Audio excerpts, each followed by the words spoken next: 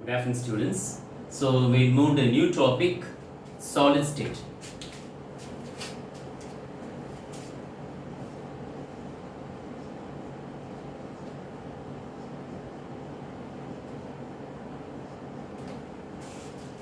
So one of the easiest chapters so that all of you can learn. This chapter we go for introduction. We have already seen in 11th standard gaseous state. In that chapter we have discussed all three states of matter, solid, liquid and gas. So in this chapter we will start with solid state. So one of the important point what you have to understand in this chapter is molecules are tightly packed. So this we call solids. And what do you call this as? Liquids, and here it is gases. So molecules are tightly packed. In liquids they have some space, but intermolecular force will be there. In gases there is no intermolecular force, the gases are free to move.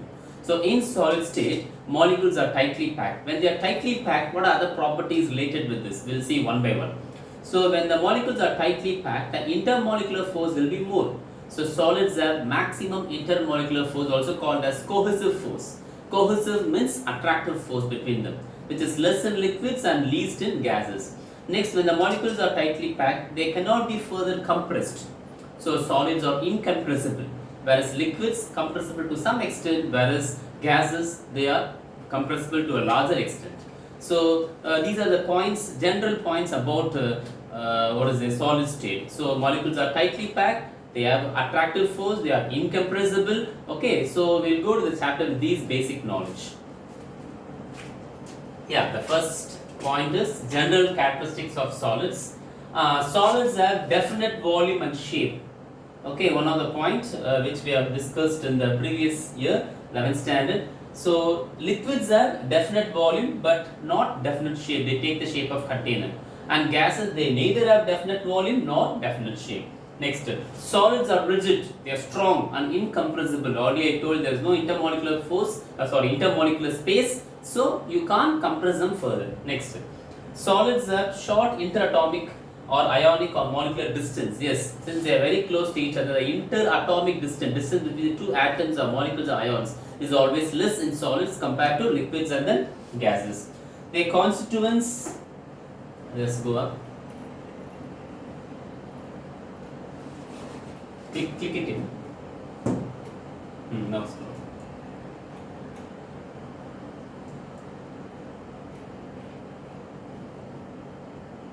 Okay, have fixed positions and can only oscillate about their main position. So atoms or ions and molecules are fixed in the position where since they cannot move, since they are very tightly packed, they cannot move. They can only oscillate. Minute movement is possible. Just an example, you can say when teacher is taking class, you have been made to sit in a particular position, you cannot move, but only you can oscillate. Just turn this side, talk to the boy nearby and turn that side. That's what you can do. You can't move out from your place. So solids are example, just like that. Okay. Next we will go on to classification of solids. So this is what we are going to see today in this class. Okay. How are solids classified? So they are classified into two types, that is crystalline solid and then amorphous solid. As you know what are crystalline solid? When atoms or ions or molecules are orderly arranged, then they form crystalline solids. When they are not orderly arranged, they form amorphous solids. Example for amorphous solids, glass, rubber, etc. Okay. Under crystalline solids, we have different classification. First, we go to ionic crystals. Example, NaCl, KCl. Okay, it's also called rock salt structure, NaCl. Next, covalent crystals. Example, diamonds. The best example, one of the strongest substance in the earth. Okay. Next, molecular crystals. Naphthalene, anthracene, glucose, and also you can take very good example as ice cubes, molecular crystals. Metallic crystal, all metals, they come under metallic crystals, where metal ions take the position. Okay. Next, atomic solids, frozen elements. Okay. So they are called atomics of group 18, that is inert gas elements. When you freeze them, you get solid substances called atomic solids. We will go into next page. Okay. So we'll start with the first important question, exam point of view. Difference between crystalline solids and then amorphous solids. You have to learn 5 to 6 points. Out of 7 you can learn 6 points, because this could be asked in 3 mark. 3 is enough, but to be on the safer side, learn 6 points, so that even if they give half a mark to 1 point, you can write 6 points and score 3 out of 3. Okay. So very important question, simple question, everyone can learn. So I told you what is crystalline solid, definite arrangements will be there. In amorphous solid, it will not be there. Okay, we'll just see. Long range orderly arrangement of constituents. Short range random arrangement of constituents. What is long range and short range? See, this orderly arrangement is seen in crystalline solid. That is, we take unit cell. We'll see in the next class what is unit cell. A small portion under consideration. You understand how the atoms are arranged. Extend them in 3 dimensions. So if I travel in the crystal, if I see 1 lakh atom or 2 lakh atom, the same order will be managed. Okay, the same order will be arranged, orderly man will be arranged. So this you call as long range order. This you can see in crystalline solids. I told you in amorphous solids, atoms or molecules, ions are not orderly arranged. If at all they are orderly arranged, it exists only for few distance. Okay, then after you won't find that orderly arrangement. Next, crystalline solids have definite shape. Since they are orderly arranged, they have definite shape and they have irregular shape. Crystalline solids are anisotropic in nature. So what is this word anisotropic? Okay, whereas amorphous are isotropic. Iso means same. So any physical property, if you measure in a given substance, it may be crystalline or amorphous. If you measure any physical property, if the physical property is identical in all the direction, you call it as isotropic. The physical property is identical in all direction, then you call it as isotropic. This you find is amorphous solid. Since there is no orderly arrangement, anywhere you send, for example, light, you get the same property outlet. Okay, whereas anisotropic, you have different property in different direction. Due to orderly arrangement, there is a pattern. Okay, so this you call anisotropic, isotropic. Next, they are true solids. So crystalline solids are called as true solids, whereas amorphous solids are called pseudo solids. Pseudo means false. Okay, or they are also called as super cool liquid. They no more give the name solid. They call it as super cool liquid because when you cool liquid, you get solid. Okay, so here orderly arrangement is this. You call as true solid, that you call super cool liquids. That's it. Next, definite heat of fusion. Heat of fusion is not defined. So what is heat of fusion? Fusion means conversion from liquid to solid or solid to liquid. That is melting point. Okay, so the heat required to convert a quantity of substance from solid to liquid, you call it as heat of fusion. So heat, enthalpy, the technical term is enthalpy. So heat required. So you have a definite heat of fusion, whereas there they don't have definite heat. They take a range of heat. Okay. Same way, they have sharp melting point. In one particular temperature, it melts. For example, ice, if you see, it melts at 0 degrees Celsius. So you can say a temperature. As I told you, ice cube is molecular crystal. It comes under that. Whereas amorphous solids, it gradually softens over a range of temperature. Okay, it can be molded. It takes a range of temperature. For example, you take rubber. When you heat it, it becomes first reliable and then they change to the liquid state. And there is no one particular temperature where they change their state. Examples are given here. NaCl, diamond. Any one example is enough. They are rubber, plastic, glass, or anything. Okay. So one of the important questions. Hope you have marked it. We'll go to the next topic. Yeah. So this already we have seen what is isotropic and anisotropic. I told you any physical property studied in a substance, the property will be same in all direction for amorphous solid. It will be different in different direction for crystalline solid. For example, you take light. So if you are going to allow light to pass through, say a crystalline solid, it undergoes refraction. When light enters one medium to other medium, it undergoes refraction. So now if you see, this is an example of NaCl crystal, for example. Okay, so this pink spheres indicates sodium and green spheres indicates chlorine. Now when you allow light to pass in this direction, see how it touches. It touches alternatively. One Cl, one Na, one Cl, one Na. So you get one type of refraction pattern. Now when the light is sent in the other direction from here to here, just see how it gets refracted. One side fully Na, one side fully Cl minus. So both the refraction will be different depending upon the path what they choose. So this we call as double refraction. Okay, so this is what we call anisotropic, since we have two types. Whereas in this case, they are randomly arranged. Anywhere you send the light, it's all going to be in a approximately, okay, not exactly, approximately same outlet. There is no difference between these two light when they come out. Okay, so they call isotropy in nature. Right, next. Okay, we'll go into classification of crystalline solids. First, we'll start ionic solids.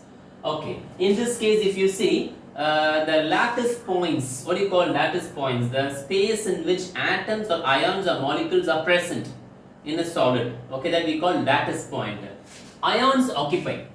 Okay, ions means what? Charged particle. What are types of ions we have? Positive ion cations and negative ions anions. Okay, so the lattice points are occupied by ions. Okay, whether it may be cation or anion, and they are present alternatively. One cation, next anion. Then what's the attractive force between them? You call it as electrostatic force of attraction.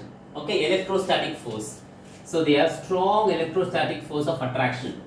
Attractive forces. Okay, so cations and anions occupy the lattice point. They have strong electrostatic force of attraction, and this is a maximum attractive force. They are very strong. Okay, same way examples are given here.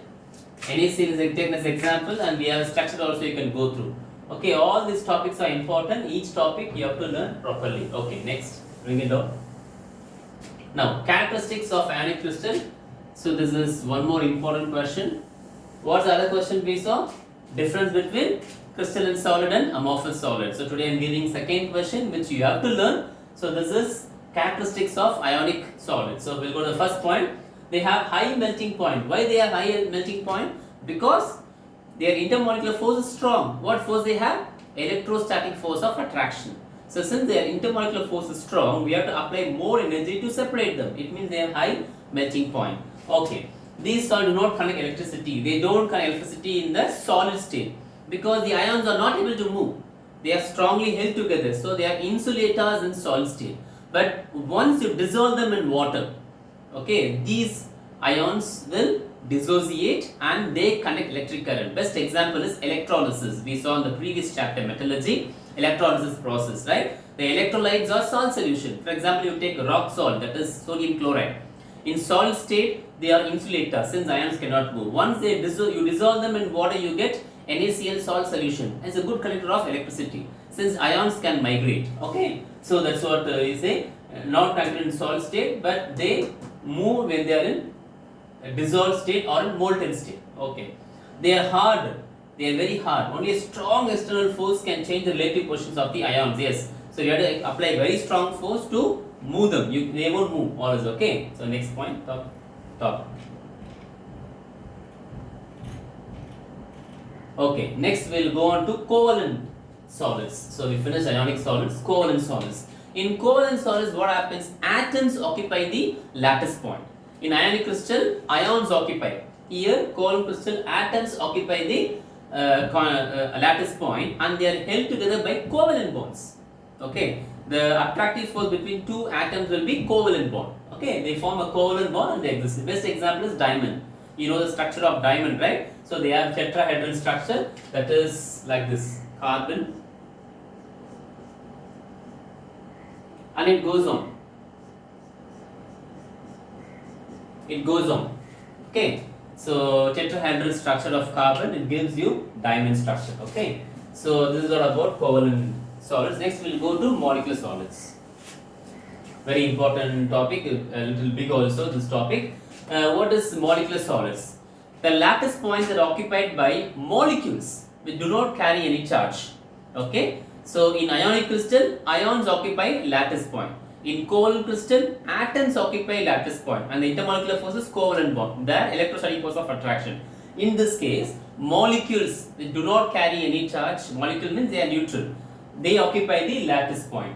Okay, and the attraction between them, we have so many attraction, we have different types. We'll see one by one. Okay, about this. Okay, so you can just some more. Do you know graphite is used in inside pencil?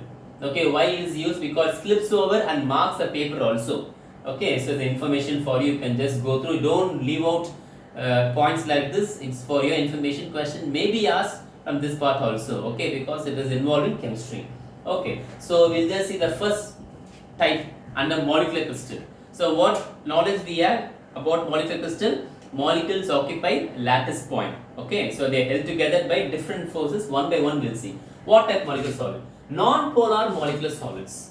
Okay, so non-polar molecular solids. What is non-polar? No charge separation. Okay, it is 100%, what will you say, it is going to be neutral, no charge at all. Then how the molecules are held together? By weak force called London forces, or weak dispersion force or London forces. Very weak force of attraction you have. Bring it down. They have low melting point. Why they have low melting point? Because the intermolecular force is very less, easily can be separated. So low melting point. As they exist as liquids or gas at room temperature. Normal room temperature will be liquids and gases. Okay, example, naphthalene. So naphthalene balls, what we use at home. Your mom used to use it to put in the wardrobe. Okay, because it is a good insect repellent. White color naphthalene balls, it will be put in the bureau, and if you just check after 1 month, you can't find it at all. Who has taken it? No, it vaporizes, because at room temperature is going to be gas or liquid. So it slowly vaporizes. That's what it has very less intermolecular force and low melting point. Anthracene, one more compound. Next, polar molecular solids. So we finished non-polar, we go to polar molecular solids. So what are polar molecular solids? Molecules which carry some charge, and it is polar. Polar means what? Charge separation is there. Best example is ice cube, water. So you know how you write water, H2O, oxygen, hydrogen, hydrogen. And here oxygen is more electronegative, so diminished negative, diminished positive, diminished positive. So this is what we call water as a polar solvent. So one water molecule will occupy the lattice point, next water molecule other lattice point, and they are going to be put together. Okay, actually water, we have one more point called hydrogen bonding. Okay, they exhibit hydrogen bonding, so we see in this topic. So let us complete this first. Bring it down. Hydrogen, separate topic is given, hydrogen bonded molecular solids. Example is water, that is ice. Okay, so you just see the constituents are held together by hydrogen bonds. They form hydrogen bonds. So what is hydrogen bond? I'll show you. Oxygen, hydrogen, hydrogen, diminished positive, diminished negative, diminished positive. Now if you have one more water molecule nearby, diminished positive, hydrogen, positive, and then diminished negative. Now you see negative positive will attract each other. This you call it as H bonding. And this is what, this bond is what keeping both the molecules together. So through hydrogen bonding they are being put together, so they form hydrogen bonded molecular solids. So best example is ice. Now we will go back to this polar molecule, that is compound which does not have hydrogen. Okay, still charge separation is there. Then they put under polar molecular solids. Best example is solid ice. Solid carbon dioxide you call it as solid ice, right? So here carbon dioxide, quite similar consequence. Charge separation will be there, they will attract each other. Okay, the constants are molecules formed by polar covalent bonds. Polar means what? Charge separation will be there. For example, if we take carbon dioxide, so carbon dioxide is going to be like this. Charge separation will be there, diminished negative, positive, negative. So if I put one more carbon dioxide, diminished positive, negative, negative, so there will be weak force of attraction. So this you call polar molecular attraction. Okay, charge attraction. Fine. So this is what the example for polar molecular solid, that is carbon dioxide. And here they have strong dipole interaction. Dipole means two poles, positive pole, negative pole interaction. And they have high melting point. Yes, obviously they have high melting point than non-polar molecular solids. But when you compare them with ionic solids, these have less. Because you know carbon dioxide, that is solid carbon, dry ice, if you just leave it, it vaporizes. Okay, it vaporizes. You would have seen in ice cream, when you go for buying ice cream, you would have seen they will pack it with solid carbon dioxide. So when you compare it with that is non-polar solid, they have high melting point. Okay, examples are given. Next, metallic solids. So what are metallic solids? Okay, all metals, I told you, all metallic crystal metals, they are called metallic solids, in which the lattice points are occupied by metal ions. Metal ions. Actually, if you see, when you take a metal, say an iron rod, okay, so the lattice point are occupied by iron metal with zero oxygen state. But in the last shell, electrons are free. Okay, in the last valence shell, electrons are free. That you call it as conducting electrons. Okay, that those electrons are responsible for conduction. So these electrons can jump out of the atom and come inside. When they jump out of the atom, what will happen? The metal ion becomes positively charged. Once the electron jump out of the atom, they become positively charged. So you say metal ion is present and electrons are surrounding, the free electrons surrounding the metal ion. Okay, so a metal ion is surrounded by number of electrons, and electron is surrounded by, on the other hand, number of metal ions. So this is the force of attraction keeping them together. That's the reason why they have strong intermolecular force. You know, metals are very strong. You can't break them very easily. Okay, the reason is this attraction. So the positive ion attracting negative electron attracting positive ion. That is the interaction between them. Okay, so this is what is given here. Examples are given. All metals can be taken as example. Okay, so we'll continue the next class. Thank you.